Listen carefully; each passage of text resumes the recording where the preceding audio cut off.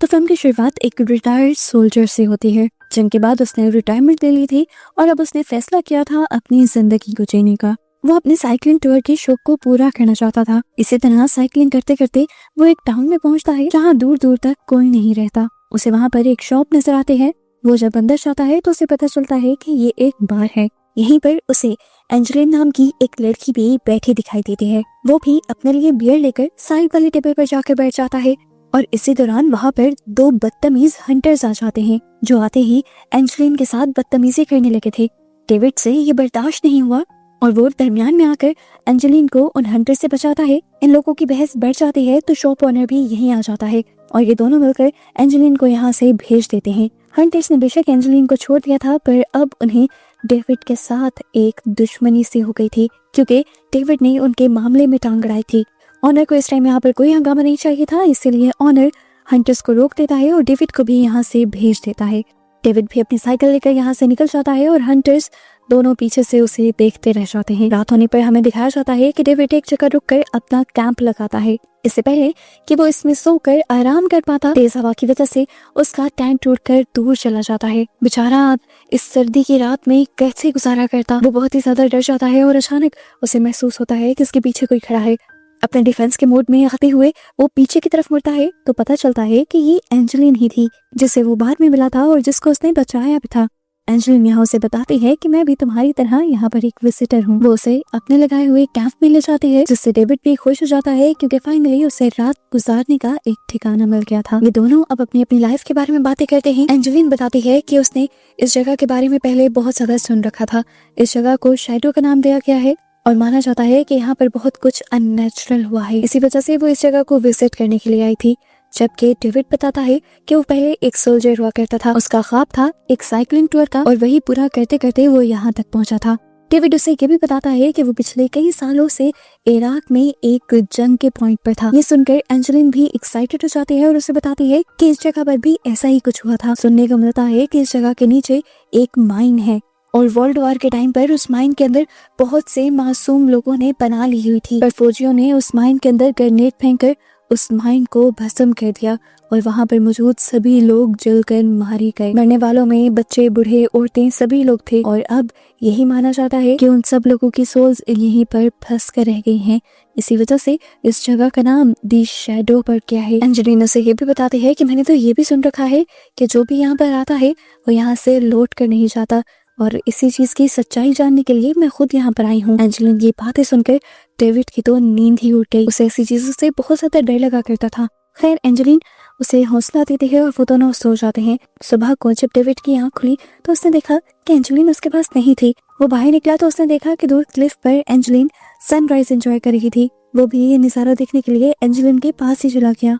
काफी देर ये लोग यहीं पर बातें करते हैं, एंजॉय करते हैं, नाश्ता वगैरह करते हैं और फिर अपनी साइकिल्स लेकर यहाँ से निकल जाते हैं। जंगल में से गुजरते हुए इन्हें हिरन भी दिखाई देते हैं जिन्हें देखने के लिए ये वहीं पर खड़े हो जाते हैं। ये जंगल, ये नजारा, ये सब कुछ बहुत ज्यादा खूबसूरत था पर अचानक ही इनकी ये सारी खूबसूरती डर में बदल जाती है जब एंजेलिन नोटिस करते हैं कि वो शिकारी यहाँ पर आ गए थे और उन बेचारे हिरणों को मारने वाले थे। उनको बचाने के लिए एंजेलिन शोर मचाती है और हिरन ठीक निशाना लगने से पहले भाग जाती है और बच जाती है। वो शिकारी जब देखते हैं कि ये सब कुछ भी किया धरा एंजेलिन का है तो उन्हें एंजेलिन पर और भी ज्यादा गुस्सा आ जाता है। एक तो कल वाली बेइज्जती, ऊपर से आज भी एंजेलिन और डेविड ने उनका काम खराब कर दिया था तो इसलिए ये लोग अपनी गाड़ी में बैठकर उनके पीछे पड़ जाते हैं। इनके साथ इनका एक डॉग भी था। एंजेलिन और डेविड भी जानते थे कि ये आदमी अब इन्हें नहीं छोड़ेंगे। वो भी तेज तेज साइकिल चलाते हुए इनसे बचते हुए आगे बढ़ रहे थे लेकिन भागते भागते एंजेलिन की साइकिल लड़खड़ा जाती है और गिर जाती है। एंजेलिन के पांव पर चोट लगती है।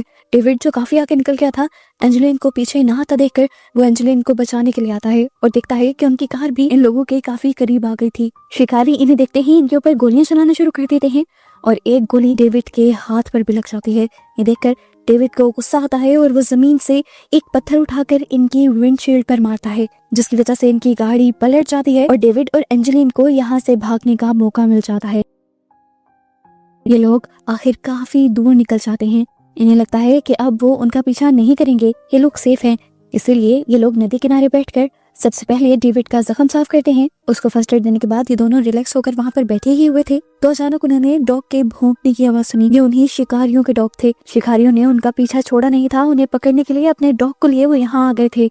डॉग इन्हें सूंघता हुआ इन तक पहुंच जाता है और आते ही एक शिकारी उस डेविड को नीचे गिराकर उसके ऊपर गन तान देता है, जबकि उसका दूसरा साथी एंजेलिन के साथ बदतमीजी करना शुरू कर देता है। डेविड भी कुछ नहीं कर पा रहा था क्योंकि पहले आदमी ने बुरी तरह से उसे पकड़ा हुआ था। यहाँ एंजेलिन अपनी पॉकेट से एक स्प्रे निकालने में कामयाब हो जाती है और पहले वाली हंटर की आंखों में मार देती है, जिसकी वजह से उसे भागने का मौका मिल जाता है और यहाँ पर उनका डॉग भी बिफर जाता है। वो हंटर अपने डॉग को कंट्रोल करने की कोशिश करते हैं तो इस तरह डेविड भी अपनी जान बचाकर वहाँ से भाग जाता है कि दोनों अपनी साइकिल लिए काफी आगे निकल गए थे, पर सामान इनका यहीं छूट गया था और वो डॉग अब इन दोनों के पीछे पड़ चुका था। काफी देर तक तो डॉग उनका पीछा करता रहा, पर अचानक ही डॉग ने आगे जाना बंद कर दिया। आगे वाली उस जगह में अजीब सी धुंध थी और अजीब सी वाइब थी उस जगह की। डॉग भी अगर वहां नहीं गया तो ये साफ है कि वो एक हॉन्टेड जगह है। असल में यही वो शेडो एरिया है जिसके बारे में एंजेलिन ने बताया था डेविड को। इसी के नीचे वो माइन थी जहाँ पर बहुत सारे मासूम बच्चों, औरतों और बूढ़े लोगों को मारा गया था। डॉग तो यहाँ आगे नहीं जाता, लेकिन अपने डॉग को देखकर हंटर और समझ जाते हैं कि वो दोनों इसी जगह के अंदर गए होंगे। वो भी उन दोनों के साथ चले जाते हैं। ये दोनों हंटर्स डेविड और एंजेलिन को ढूंढ नहीं पाते और काफी देर तक भटक भटक कर वो ये फैसला करते हैं कि ये दोनों अलग अलग रास्ते पर जाकर उन दोनों को ढूंढेंगे। पर यहाँ पर सब कुछ बहुत अजीब था। यहाँ उनका कंपास काम नहीं कर रहा था। जगह जगह दरख्तों पे खून लगा था जिसे इन लोगों ने नोटिस ही नहीं किया। यहाँ हमें दिखाया जाता है कि डेविड भी एक जगह अपनी साइकिल से लड़खड़ा कर गिर गया था। उसे जब होश आया तो उसने देखा कि उसे बुरी तरह चोट लगी हुई थी टांग पर और अब उससे चला नहीं जा रहा था और उसकी साइकिल भी खराब हो चुकी थी। यहाँ पर हमें दिखाया जाता है हंटर, उसे अपने डॉग की बहुत ही अजीब आवाज़ें सुनाई देती हैं। वो जब आवाज़ों के पीछा करते हुए अपने डॉग तक पहुंचता है तो उसकी हालत देखकर वो हैरान परेशान हो जाता है। उसके डॉग को किसी ने जिंदा ही जला दिया था। वो जब अपनी डॉग के मरने पे रोने में बिजी था, अचानक ही हमें फील हुआ कि उसके पीछे आकर कोई खड़ा हो गया है। उसकी चीख के साथ ये सीन कट हुआ और हमें उसके दूसरे दोस्त शिकारी को दिखाया गया। वो शिकारी अपने दोस्त की चीख सुनता है और चीख की डायरेक्शन में जाता है, ये देखने के लिए कि आखिर उसके दोस्त को हुआ क्या था। आगे बढ़ते हुए उसे नजर आता है कि इस जगह पर ट्रैप लगाया गया था। ट्रैप से तो वो बच जाता है, लेकिन तभी पीछे से कोई आकर उसे भी पकड़ लेता है और घसीटते हुए यहाँ से ले जाता है। ऐसे ही शाम से रात हो जाती है और हमें डेविड को दिखाया जाता है।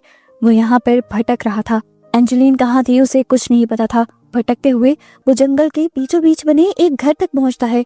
यहाँ पे लाइट्स भी चल रही थी, यानी यहाँ पर कोई रहता था। उसका पाँव इस टाइम शदीद दर्द कर रहा था और भूख भी उसे बहुत ज्यादा लगी थी। अपनी मदद के लिए उसने यहीं जाने का सोचा।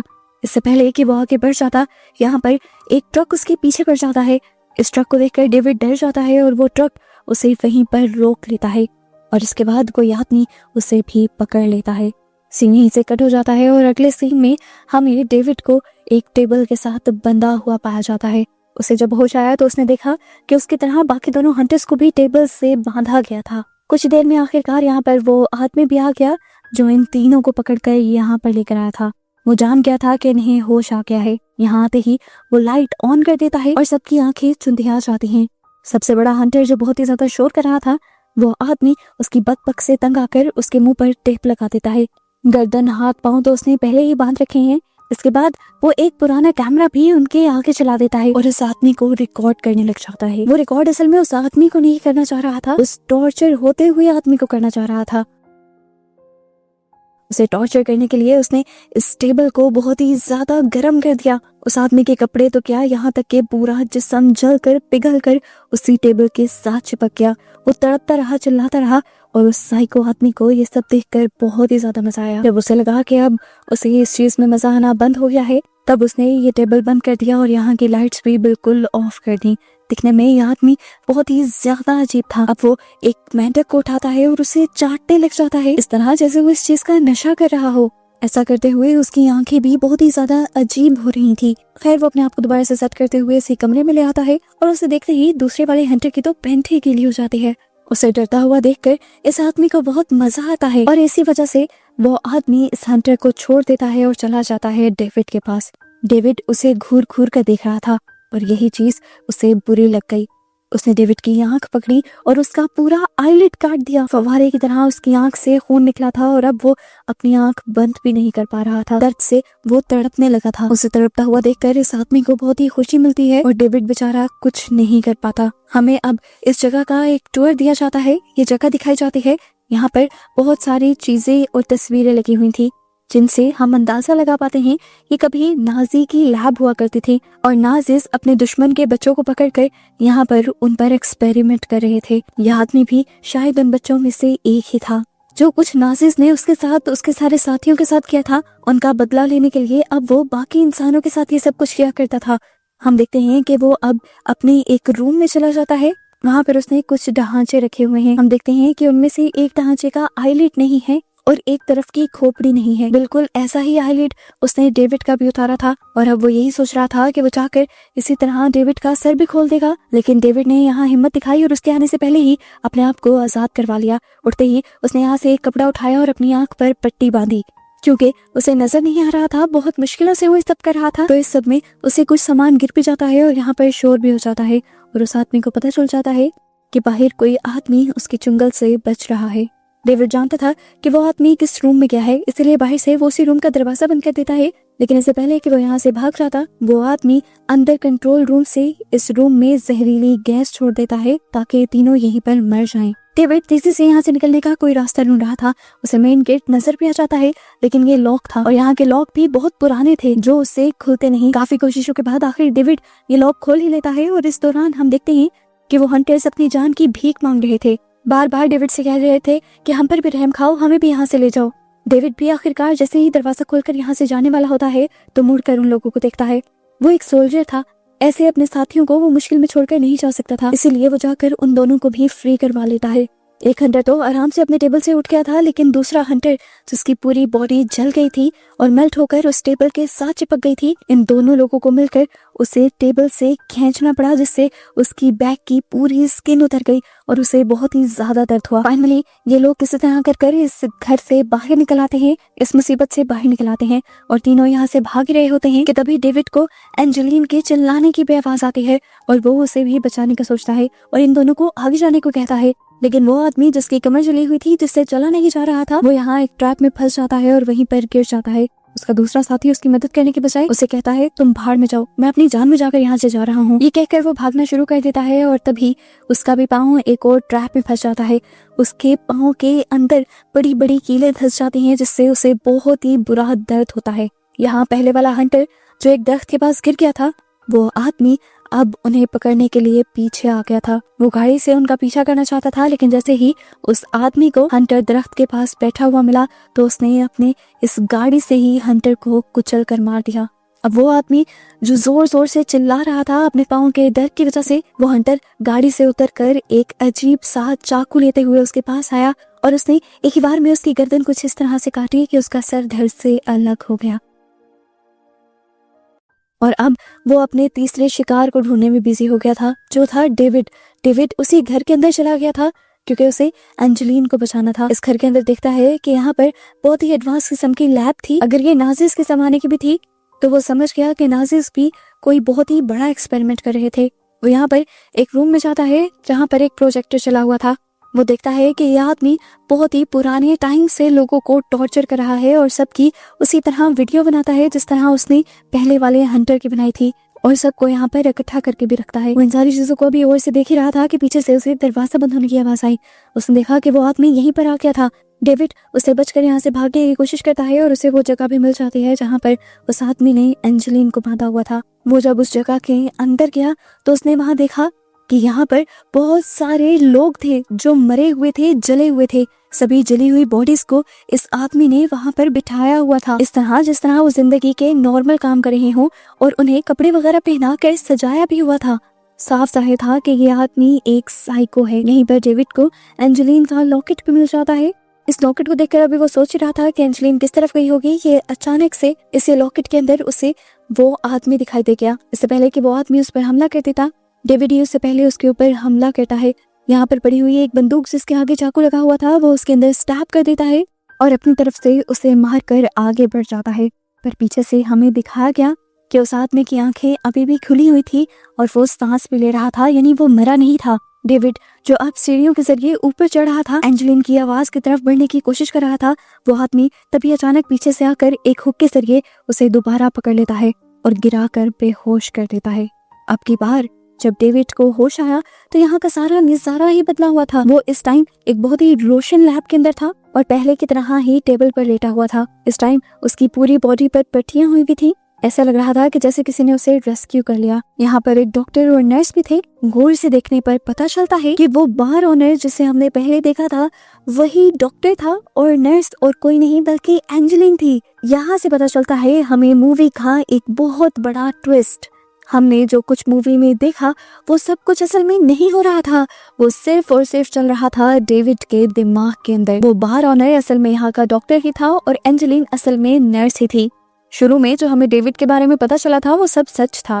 डेविड एक सोल्जर भी था और इराक में अपनी ड्यूटी भी कर रहा था। हमें जो यहाँ पर हंटर्स दिखाए गए थे, पता चलता है कि वो कोई और नहीं बल्कि उसी के साथ ही थे। ये लोग जब ईरान में रेबल्स को पकड़ने के लिए गए थे तो सारे के सारे रेबल्स जाकर एक माइन के अंदर छुप गए थे और उनको एक ही बार में खत्म करने के लिए डेविड के एक साथी ने, वही जो हंटर के रूप में था, उसने एक ग्रेनेड फेंककर सबको मारने का इरादा किया। हालांकि डेविड ने उसे कहा कि ये ठीक नहीं है, लेकिन उसकी एक नहीं सुनी गई और वहाँ पर सभी रेबल्स जलकर मारे गए। इनका मिशन तो कंप्लीट हो गया था, ये लोग तो जीत गए थे, लेकिन डेविड को ये सब बिल्कुल पसंद नहीं आया। उनमें से कितने लोग बेकसूर भी थे जो जंग का माहौल देखकर उस माइन के अंदर छुपे थे।